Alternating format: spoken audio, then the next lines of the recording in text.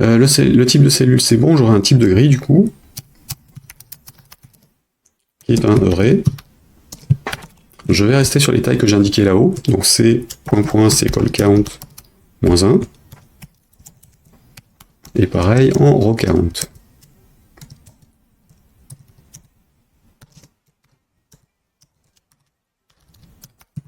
Of t type, c'est t cell type.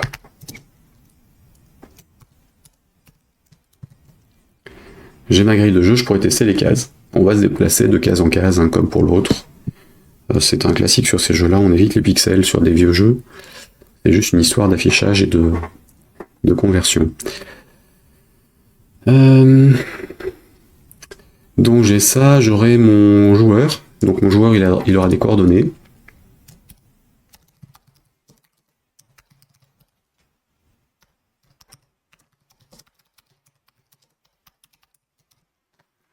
Donc il aura un X et un Y.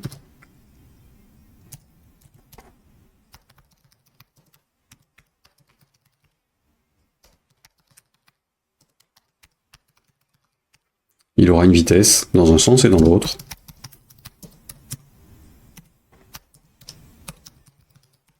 Et un property VY de point intégré.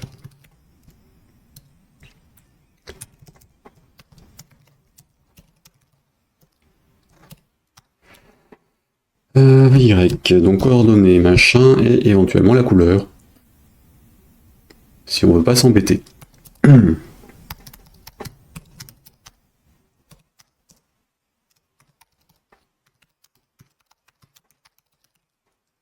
Ça va éviter de faire des trucs en dur. Je la générerai au niveau de la création des éléments et c'est tout. Et mon player, en fait, il aura un numéro de contrôleur de jeu ou un type de périphérique. Pour savoir si on joue au clavier ou sur un gamepad. Si on joue au clavier, il faudra les touches qui permettront de savoir dans quelle direction on va. Si on est sur un gamepad, on aura, enfin un game controller, on saura si on est sur le direction pad ou un joystick, et on aura un ID. Donc je suis là, et on pourrait dire qu'on va juste à gauche ou à droite par rapport à la zone dans laquelle on est, ça compliquera un peu les choses. Non, on va faire simple pour les joueurs. Donc là c'est bon. Alors je disais, j'ai 4 joueurs, donc je vais faire un tplayer list. Ou tplayer, c'est un tableau. 1.4. Exceptionnellement, je ne commencerai pas à 0. Of tplayer.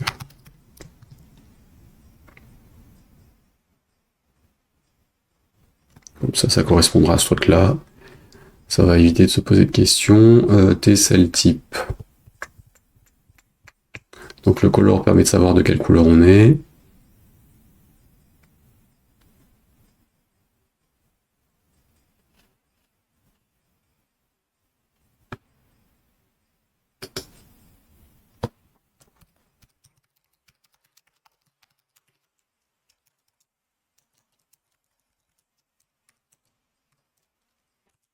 Ça marche ça? Ça marche. Ok, donc on ira de player 1 à player 4.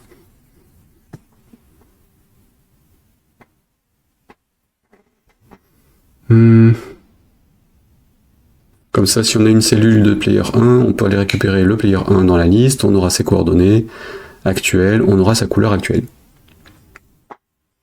Comme ça, pour le dessin, ça se débrouillera tout seul. Pour le parcours, de toute façon, on fait de 0 à nombre d'éléments. Ou plutôt non, puisqu'en fait, on sera obligé de passer de player 1 à player 4, mais la boucle devrait le faire aussi. On va voir. Donc, je disais, j'ai un type de périphérique. Donc, je suis sur un clavier ou game controller.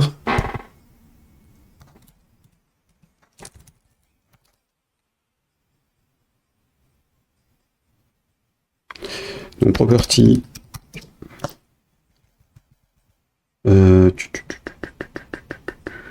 Contrôleur type.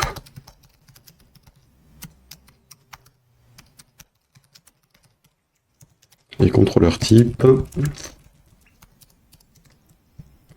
c'est donc keyboard ou game controller. Et d'ailleurs c'est joystick, D-pad ou joystick. Et d'ailleurs ça peut être axe d'une manière générale, c'est pas forcément un joystick. Donc c'est un direction pad, le truc avec les 4 flèches, ou un stick. Si c'est les axes, en fait, j'ai noté les numéros des axes, puisque techniquement on a l'ID en fait. Donc on a un type de contrôleur. Pour le keyboard, OARD, ce serait mieux. Donc on aura un key up,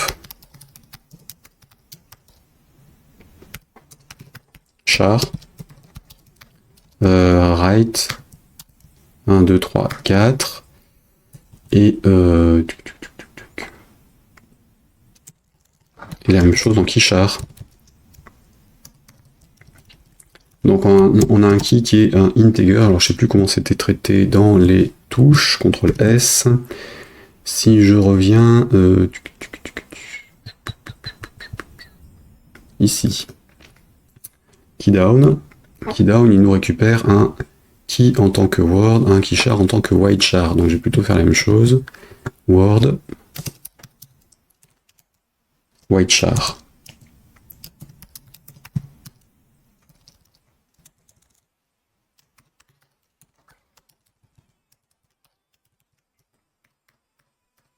Ça, je pourrais le filtrer. Ensuite, si je suis sur un D-pad, j'ai juste l'ID du joystick à connaître.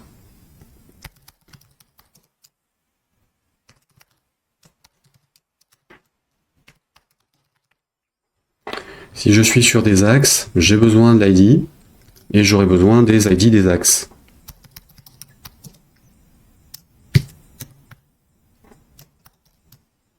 Up, down, ID, et un axe. Left, right, ID. Alors après, ça pourrait jouer aussi une valeur pour le gauche, une valeur pour le droite, et ainsi de suite. Évidemment, ce truc-là nécessitera qu'on configure les choses qu'on laisse le joueur configurer son type de périphérique. Donc premier écran, il faudra choisir le nombre de joueurs. Ensuite, pour chaque joueur, il faudra qu'ils choisissent s'ils sont sur le clavier ou sur un contrôleur de jeu ou le gamepad. Et après, si c'est sur un joystick, il faudra qu'ils définissent les 4 directions. Ou clavier, les 4 directions aussi. Comme ça, ce sera entièrement personnalisable. Je ne le ferai pas dans cette version-là. Par défaut, les touches seront les flèches. L'axe pour le joueur 0, ce sera le joystick 0, ou le D-pad. Le 1, ce sera le stick 0, le 2, ce sera le stick 1. Et donc pour les touches, on avait up, right,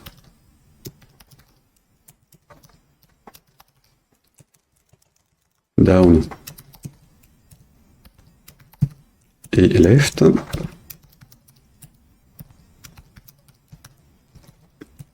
Donc mode portrait à l'affichage.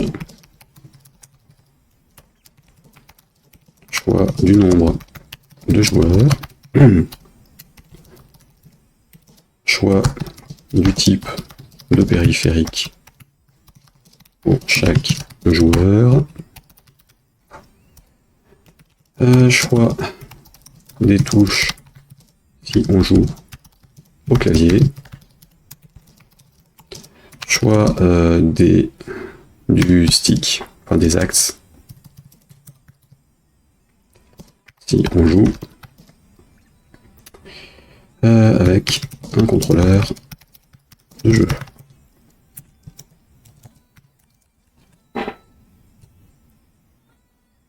Alors ça complique un peu le truc, mais par défaut, on va laisser tel quel.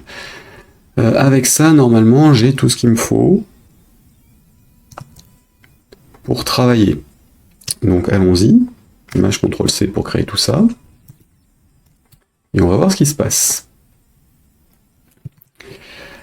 J'aurai besoin d'une création de l'élément player aussi pour initialiser tout ça. Donc évidemment, dans ma partie publique, un constructeur. Éventuellement, je vais lui donner son ID. Non, c'est son ID ici. Je vais lui donner sa couleur. Ouais, ou rien du tout en fait. Si je le crée, je le mets en XY, ou alors je le crée, je fais le remplissage derrière.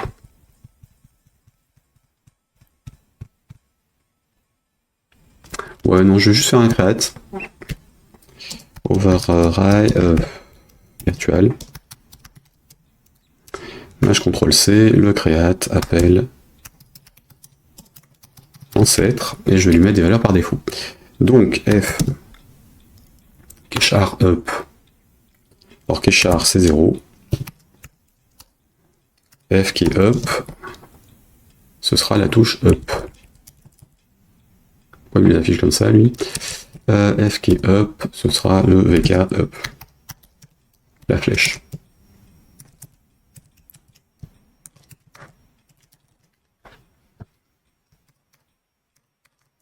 Je ne gérerai qu'un seul joueur dans cette version. Up, right.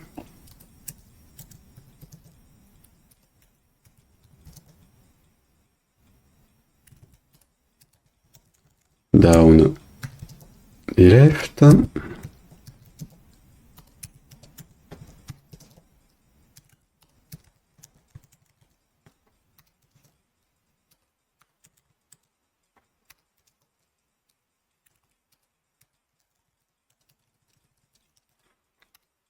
Voilà pour les touches du clavier. Ensuite, nous avons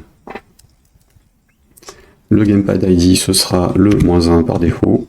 On n'en a pas défini. Et donc on ne saura pas lequel c'est par défaut, mais ce sera géré au premier coup. F Gamepad ID, donc ça c'est bon. Contrôleur, ce sera keyboard. Par défaut. F. On ne gérera pas le joystick aujourd'hui. La couleur, on va dire qu'on est en rouge.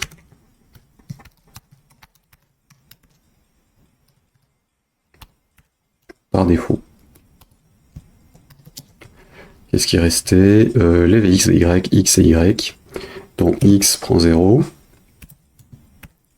Y en 0. Et on va partir à droite, en haut, à partir du coin au gauche. Donc F, VX prend +1. Et F, Y prend 0.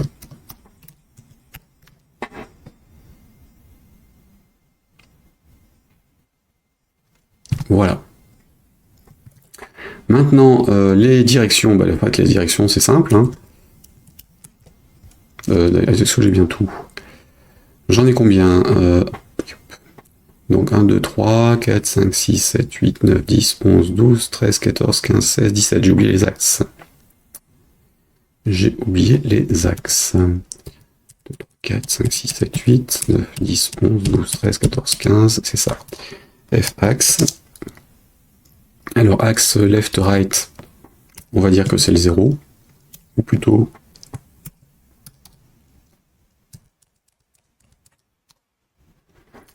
T axe, plutôt axe, axe, T joystick, comment est-ce que je l'appelais?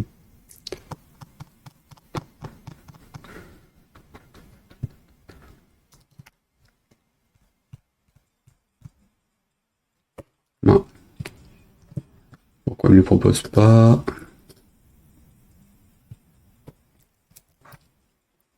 Si je fais axe, tiens, je ne l'ai pas encore ajouté? Je crois l'avoir ajouté, moi. L'ordre des axes par défaut.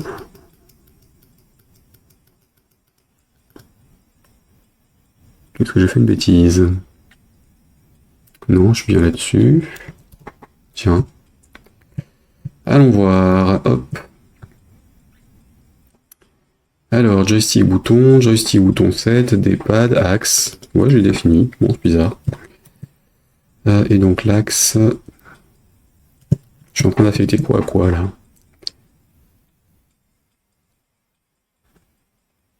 Ah oui, l'ID. Oui, donc c'est pas... Oui, c'est normal. J'ai pas de constante. Enfin, c'est ce truc-là, mais en ORD quelque chose, donc hop. Du coup... Appelons-le joystick axe, tout simplement, puisqu'il est défini comme ça. Donc le write ici.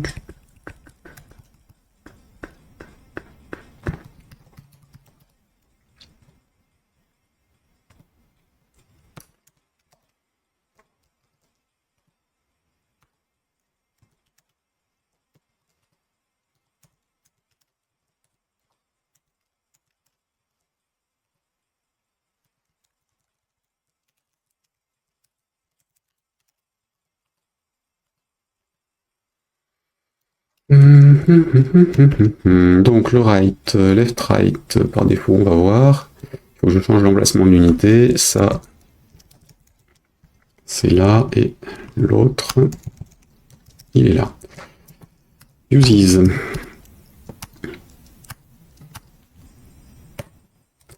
Donc ça, en fait, c'est dans l'interface, puisque je m'en sers dans la déclaration. Alt F11, RTL joystick. C'est lui, donc là-haut.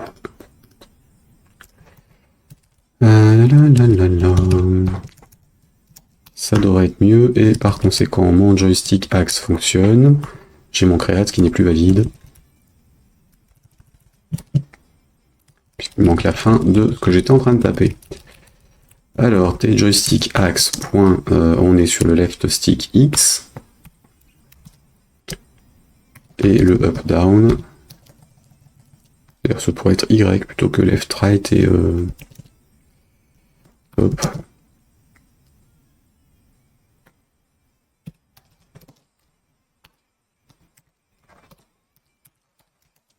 Voilà, je vais plutôt le rebaptiser en X.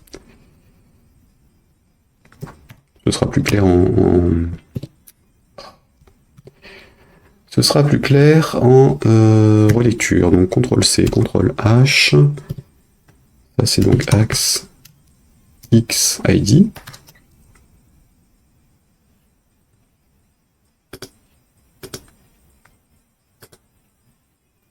Et le up-down. Axe Y ID. Voilà. Ensuite, CTRL S. Tout ce qui est mouvement, bah, ça va se traiter au niveau du player. Hein. C'est le player qui bouge, c'est pas quelque chose à l'extérieur qui bouge autrement. Donc ici, je vais faire un move.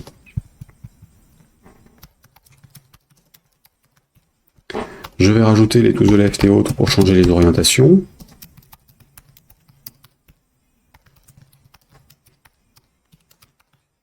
To the left, to the right. Avec un espace, ce sera mieux.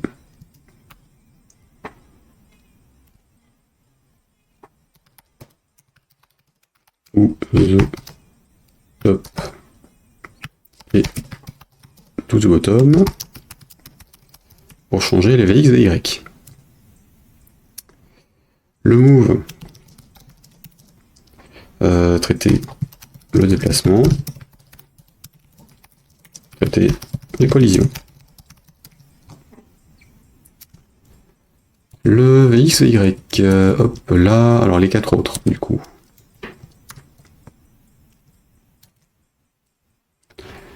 To the bottom, on va vers le bas, donc c'est VX prend 0, VY prend 1. Left. Left. Donc on est en -1, 0. Right. On est en 1, 0. Et là, top, on est en -1 pour le Y.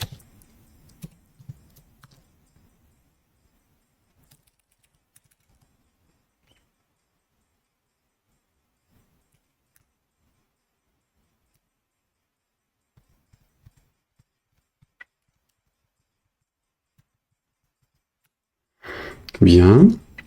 Donc j'ai mes déplacements, j'ai le fonctionnement. Il faut savoir sur un joueur s'il est actif ou pas. Évidemment, si on a 4 joueurs et qu'on est en train de jouer qu'un seul, ça sert à rien de tester les 4. Donc, enabled.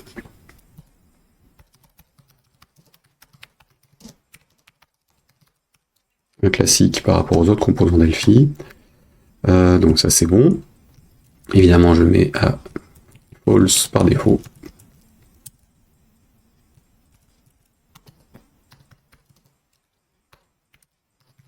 Inactif. Ensuite, j'ai un joueur actif ou pas, et j'ai un joueur qui a perdu ou pas. Je dois encore le traiter ou je ne dois plus le traiter. Donc, is alive.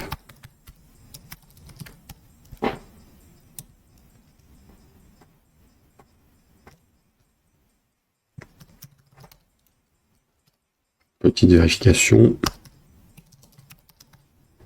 On est d'accord.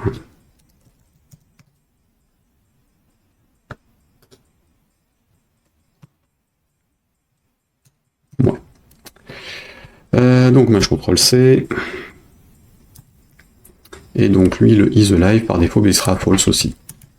Comme ça, si je crée un truc, il n'existera pas tant que j'ai pas décidé explicitement de l'activer, de faire quelque chose.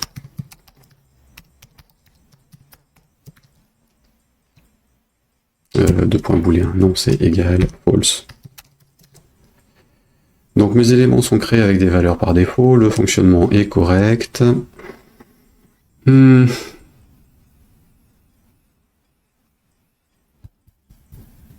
priori c'est bon.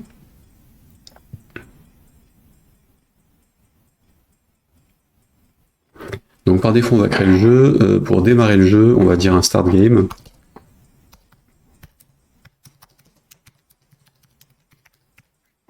Je CTRL C, je vais donc créer un élément dans mon tableau. Hop.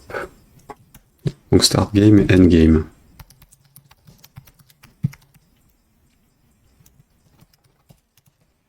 Alors le start, je vais donc initialiser mon tableau. Mon tableau il va de... on est sur player T cell type. For player